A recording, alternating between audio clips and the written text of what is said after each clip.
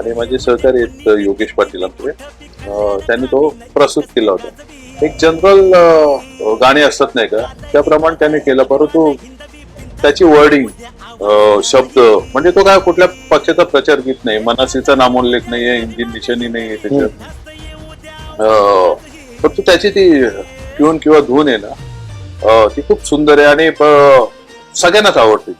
तो खूप फेमस झाला प्रचार करता करता आणि त्यानंतरच्या परिस्थितीत तो गाणं खूप चांगलं चाललं, हिट झाला बोलू शकतो। हो नक्कीच, खूपच प्रसिद्ध झालंय, तर म्हणजे असं म्हटलं तरी चालेल की लोकप्रियतेच्या शिखरावर होतं ते गाणं। संस्कृत राजकारणासाठी 20 नोव्हेंबरला क्रमांक 2 वरील मनसेच्या रेल्वे इंजिन समोरील बटन दाबून प्रमोद उर्फ राजू रतन पाटील यांना प्रचंड बहुमतांनी निवडून आणूया।